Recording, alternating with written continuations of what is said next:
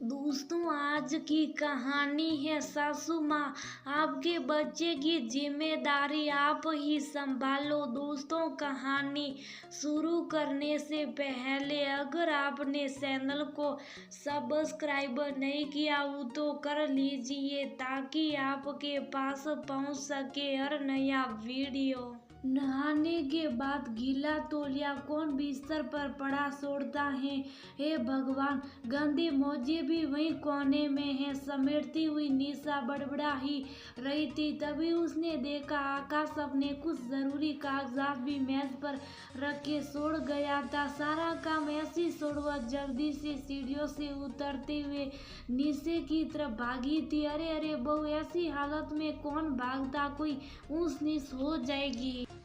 आजकल की लड़कियों को जरा भी समझ नहीं। कल को कोई ऊंच नीच हो गई तो सांस पर इल्जाम लग जाएगा कि हमने ही बहू को ठीक से देखभाल नहीं करी। माँ, आज इनकी ऑफिस में बहुत जरूरी मीटिंग है और ये अपने सारे पेपर जल्दी जल्दी में घर ही छोड़ गए। मुझे लगा अभी शायद निकले नहीं होंगे तो नीचे वहीं देने आ गई थी, पर अब तो शायद निकल ही गए होंगे। मैं खुद ही गाड़ी से ऑफिस दे आती हो। बहू, जब तुम जा ही रही हो तो बेचारे का टिफिन भी रह गया, वह भी साथ लेती जाना। उर्मिला जी ने टिफिन निशा के हाथों में थमाते हुए कहा। वाह बेटा बेचारा, और बहू उसका क्या।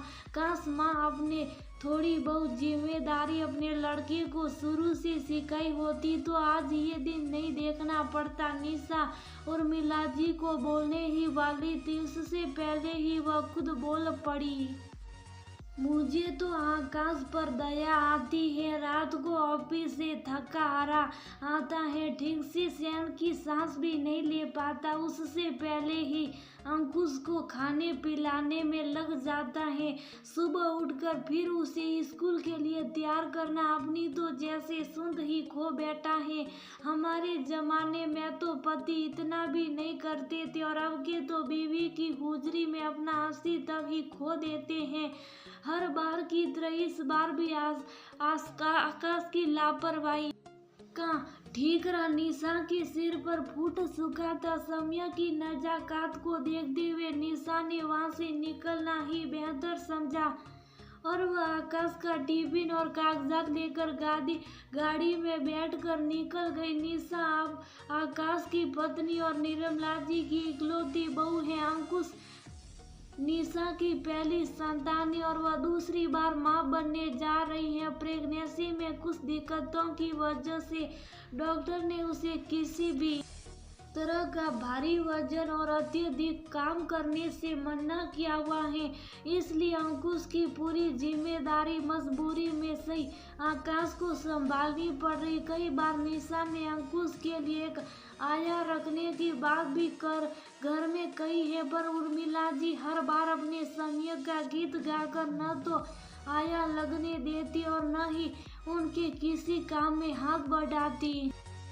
वही आकाश उसे तो निर्मला जी घर का तो छोड़ो, खुद का भी कोई काम सवेर नहीं करने देती। शुरू में जब अंकुश नहीं था तब निशा बिना कुछ बोले इसे आकाश की आदत मां सवेर समेट भी देती थी, पर धीरे धीरे अंकुश के हो जाने के बाद अक्सर ही आकाश की आदतें उनके झगड़े का मूल कारण बनती। 2-3 दिन तक तो सब ठीक चलता, पर फिर से आकाश उसी ठर्रे पर चलने लगा। थक हार कर अब निशा ने भी उसे समझाना और कुछ कहना छोड़ दिया था, पर आज जो कुछ भी हुआ उसके बाद निशा ने निर्णय ले लिया था कि शाम को आकाश के ऑफिस के वापस आने के बाद वह इस बात का अंतिम निर्णय लेकर ही रहेगी कि या तो वह एक आया का इंतजाम कर दे या फिर आकाश अपनी जिम्मेदारी अच्छे से खुद संभाल ले, वरना उर्मिला जी सभी ही अंकुश की दादी होने का कुछ फर्ज अदा कर दिया करे। निशा ने नीचे गार्ड को सारा सामान थमाया और घर वापस आ गई। शाम तक पूरा दिन निशा का इसी उलझन में निकल गया कि कैसे वह आकाश को समझा सके कि वह बच्चा नहीं रहा, दो बच्चों का पिता बनने जा रहा। समय के साथ खुद को खुद की आदतों को बदलना पड़ता है। उसने अंकुश को जल्दी खाना खिलाकर सुला दिया और नीचे आकर आकाश का इंतजार करने लगी। बहुत सुबह जो कुछ भी हुआ जाने दो, बेचारा लड़का थक हार कर ऑफिस से वापस आएगा तो मुझे कुछ मत कहना, मैं उसे कुछ समझा दूंगी और तू बोले तो मैं एक अच्छी आया भी रख सकती। उर्मिला जी अपनी मीठी मीठी बातों से एक बार फिर से निशा को उलझाने का प्रयास करने में लगी थी। नहीं माँ, आज तो निर्णय होकर ही रहेगा। बच्चा क्या अकेला मेरा ही है क्या? आकाश की उसके प्रति कोई जिम्मेदारी नहीं। मैं नहीं कहती कि मेरे किसी भी काम में कोई मदद करो, पर कम से कम अगर वह अपना खुद का काम ही स्वयं कर ले तो भी मेरी बहुत मदद हो जाएगी। और माँ, आप क्या अंकुश की दादी होने के नाते आपका कोई फर्ज नहीं कि आप उसे बैठकर खाना खिला दे या फिर स्कूल का गृह कार्य करने में मदद कर दे? कुछ नहीं तो उसके साथ थोड़ा खेल ही लीजिए बहू। अब न मेरी आदत ही छूट चुकी, अपने बच्चे तो हमने पाली, अब ये बच्चों का काम मेरे से नहीं संभाला जाता। कल से मैं घर के कुछ काम कर दिया करूंगी, तो अंकुश को देख लेना माँ।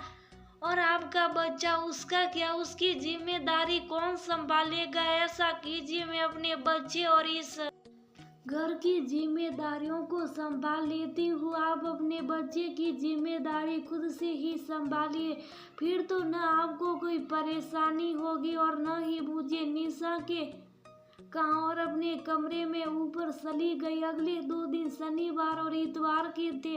आकाश की ऑफिस की छुट्टी थी। निशा ने रोज की तरह उससे जितना काम बंद पड़ रहा था वह निपटा कर अंकुश को लेकर अपने कमरे में ही रही।